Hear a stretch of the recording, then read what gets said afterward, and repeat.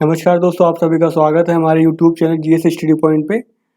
आज हम आर्थिक भूगोल में अगले टॉपिक को देखते हैं और आज का टॉपिक क्या है? खाद्य सुरक्षा। तो फूड सिक्योरिटी आपके सिलेबस में दे रखा है, तो बहुत ही इंपॉर्टेंट टॉपिक है। इससे क्वेश्चन जो है पूछा सकते हैं। तो सीधा सीधा पूछा जाएगा, फूड सिक्योरिटी पर टिप्पणी लिखिए, इस टाइप से आ सकता है।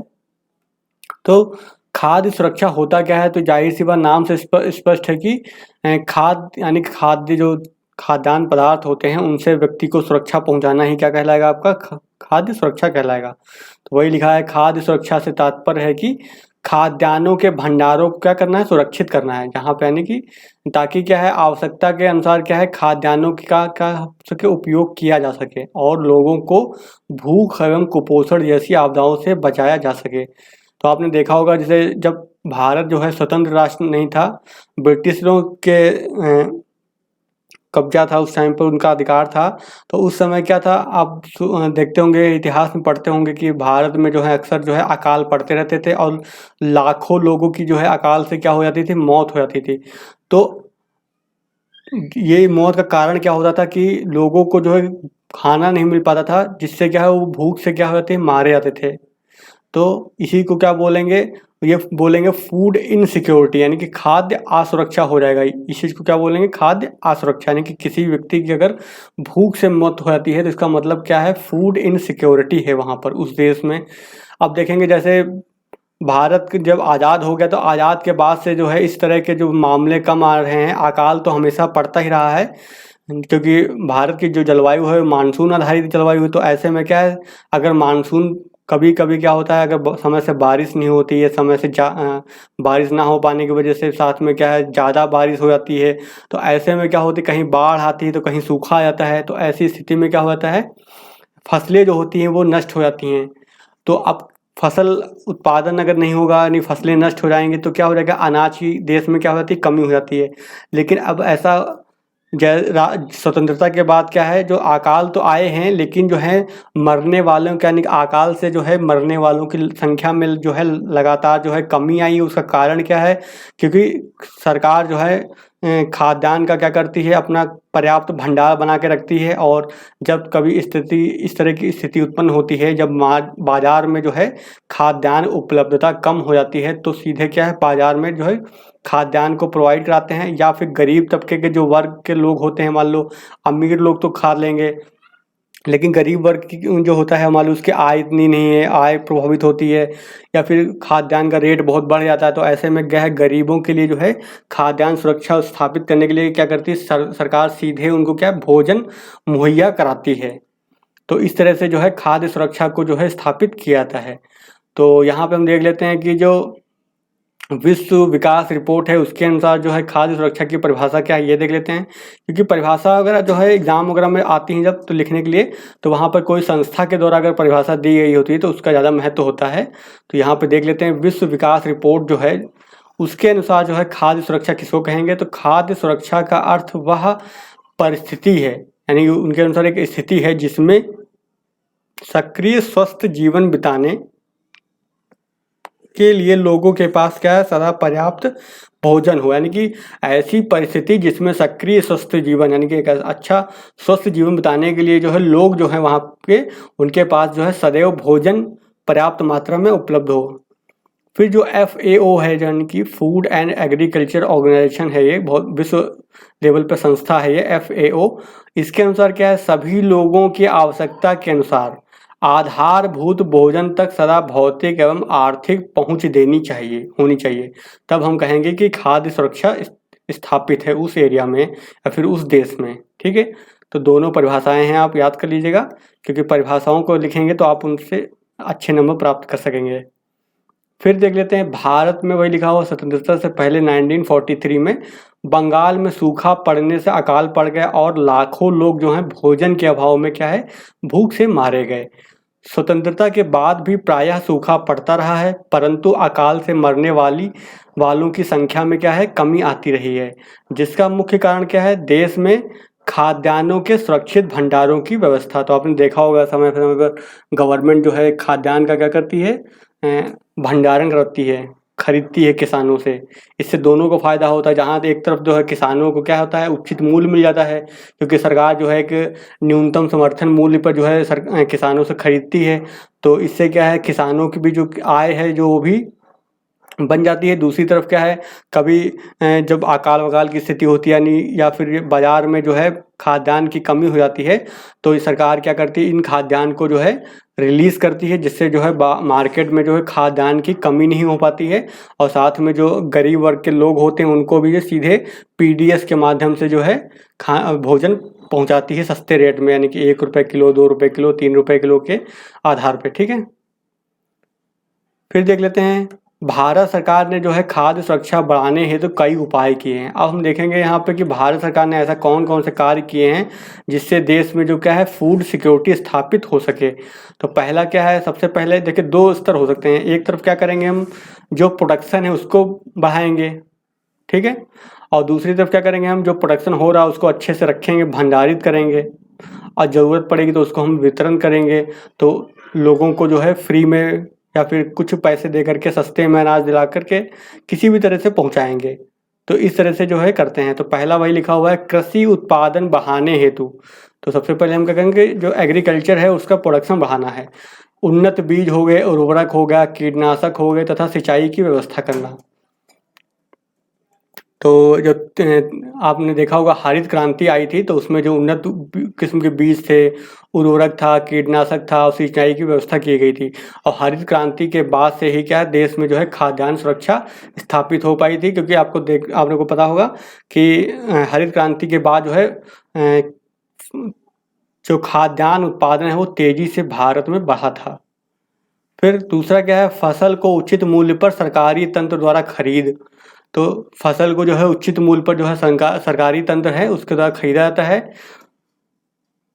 फिर तीसरा क्या है, फसल की बुआई से पूर्व जो है न्यूनतम समर्थन मूल्य की घोषणा करना। तो पहले से ही अगर फसल की बुआई होने से पहले ही जो है सरकार क्या करती है कि मान लो गेहूं की फसल बुआई होनी है, तो पहले ही बोल रही गेहूं हम इतने रुपए में खरीद लेंगे। तो इससे क्या होगा, किसान जो होगा उस फसल को लगाने के लिए प्रोत्साहित होगा, क्योंकि उसको पता है कि जब वो फसल कटेगी तो उसका गेहूं का मूल्य इतने रुपए तो मिल ही जाएगा।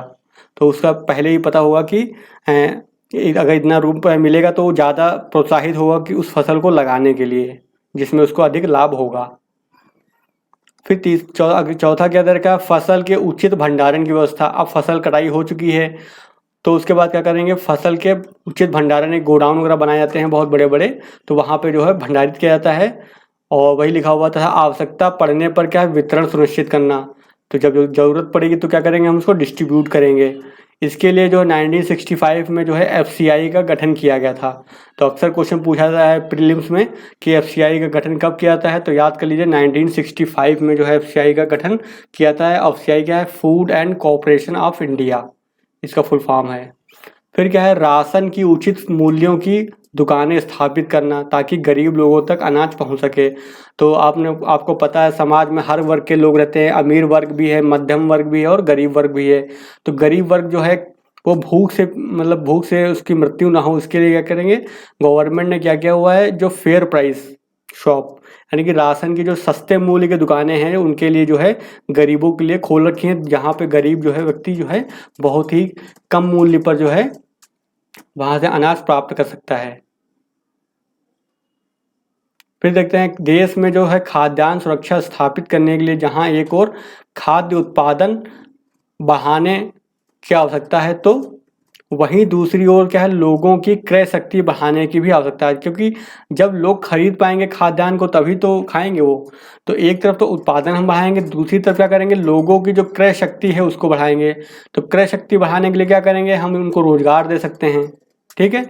तो वही लिखा हुआ है, क्रय शक्ति बढ़ाने की आवश्यकता है, जिससे देश में क्या है खाद्यान्न सुरक्षा स्थापित की जा सके, यानी कि अगर लोग खरीद सकेंगे अनाज को तभी तो जो है खाद्यान्न सुरक्षा स्थापित की जा सकती है। क्योंकि मान लो कोई मार्केट है, कोई देश है, वहाँ कोई बाजार में खाद्यान्न तो बहुत है, लेकिन जो वहाँ के लोग हैं वो इतने गरीब हैं कि वो उस खाद्यान्न को भी खरीद नहीं पा रहे हैं। तो ऐसे में क्या है, सरकार का ये दायित्व तो है कि सरकार जो इन गरीबों की आय बढ़ाए, उनका यानी कि रोजगार अवसर उपलब्ध कराए उनके लिए। तो वही लिखा हुआ है। फिर खाद्य सुरक्षा को निश्चित करने के लिए क्या है, कई कार्यक्रम शुरू किए गए। अब इसके लिए क्या किए गए, खाद्य सुरक्षा स्थापित हो देश में, इसके लिए जो है बहुत सारे कार्यक्रम चलाए गए हैं, जिसमें हम कुछ प्रमुख कार्यक्रमों को देख लेते हैं। और अगर आपको बाद में कोई नए कार्यक्रम जो नई गवर्नमेंट या चला रही है वो भी अगर याद आते हैं तो वो भी आप लिख सकते हैं। ठीक है, तो पहला कार्यक्रम चलाया गया था सूखा प्रवण क्षेत्र कार्यक्रम, इसको बोलते हैं ड्रॉट पॉर्न एरिया प्रोग्राम। तो ऐसे वो क्षेत्र होते हैं जहां पर अक्सर जो है सूखा आने की संभावना बनी रहती है, तो उन क्षेत्रों के लिए ये कार्यक्रम चलाया गया था। DPAP कब चलाया गया था, 1974 में चलाया गया था। इसका उद्देश्य क्या था, फसल और जो पशु हैं वहाँ पर, तो कहीं पर सूखा पड़ेगा तो वहाँ पर जो है फसल को तो प्रभावित करेगा, साथ में जो वहाँ पे पशु वगैरह हैं उनको भी प्रभावित करता है। तो इसका उद्देश्य यही था कि फसल व पशुओं पर सूखे के प्रभाव को क्या करना है, कम करना है, तथा जल संसाधनों का क्या करना है, संरक्षण करना है, यानी कि जल संसाधनों को संरक्षित करना है, बचाना है कि कैसे जो है लंबे समय तक उनका इस्तेमाल किया जा सके। फिर दूसरा योजना चलाया गया था एक काम के बदले अनाज योजना। ठीक है, तो काम के बदले अनाज योजना चलाई गई थी ये इंदिरा गवर्नमेंट के द्वारा 1977 में। तो गांव के गरीबों को क्या है, रोजगार देना। ठीक है, तो इसमें जो है गांव के जो गरीब हैं उनके लिए जो है रोजगार की व्यवस्था की गई थी।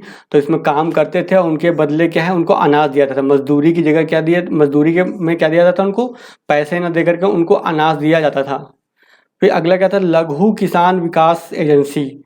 तो लघु किसान विकास एजेंसी है जो छोटे किसान होते हैं, लघु किसान होते हैं, उनके डेवलपमेंट के लिए चलाया गया था ये 1971 में।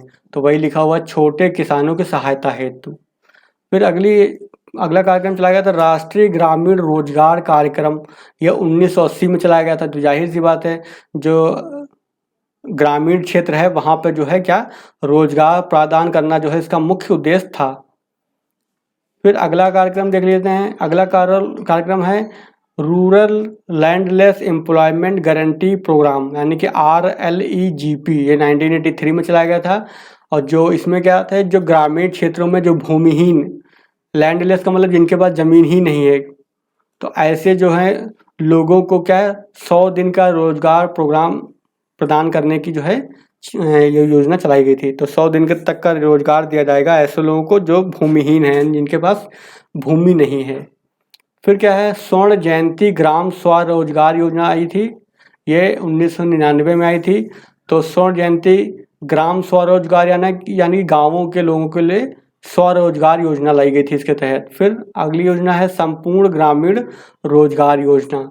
तो ये योजना आई थी, इसमें भी जो क्या है मुख्य रूप से जो है गाँव में रोजगार जो है प्रदान करना ही मुख्य फोकस था, क्योंकि रोजगार होगा तो उनको पैसे मिलेंगे तो उससे वो खाद्यान्न को खरीद सकेंगे और खाद्य सुरक्षा देश में स्थापित हो पाएगी। तो ये यहाँ पे हमने देख लिए कुछ प्रमुख प्रोग्राम जो खाद्य सुरक्षा से संबंधित हैं। ठीक है, तो ये रहा आपका खाद्य सुरक्षा, बहुत ही इम्पोर्टेंट था आपका ये टॉपिक। आई होप आपको ये वीडियो समझ में आ गया होगा अच्छा से। तो अगर वीडियो पसंद आया है तो वीडियो को लाइक कर देना, और चैनल पर नए हैं तो चैनल को सब्सक्राइब कर दीजिएगा। और ज्योग्राफी के पेड ग्रुप से जुड़ने के लिए आप हमें इस नंबर पर कॉल कर सकते हैं। नंबर है 8860558530। तो इस पर कॉल कर सकते हैं, व्हाट्सअप कर सकते हैं और पेड ग्रुप से संबंधित अधिक जानकारी प्राप्त कर सकते हैं। पेड ग्रुप में आपको जो है इनके जो भी वीडियो होते हैं इनके नोट्स फुल मिलेंगे, पूरे डिटेल नोट्स मिलते हैं, दिए जाएंगे। साथ में जो है टेस्ट सीरीज कराई जाएगी, और अगर कोई क्वेरी होती है तो पर्सनल उसका गाइडेंस दिया जाएगा। साथ में जो है आपको जो डेली का टारगेट दिया जाएगा कि आपको जो है पेड ग्रुप में आज के दिन में आपको ये पढ़ना है, तो आपको एक टारगेट मिल जाएगा, ताकि जो है टाइम बाउंड तरीके से आपकी जो है पूरा ज्योग्राफी ऑप्शनल उसमें तैयार हो सकेगा। ठीक है, तो चलिए आज का वीडियो फिर हम यहीं पे ख़त्म करते हैं, मिलते हैं फिर नेक्स्ट वीडियो में।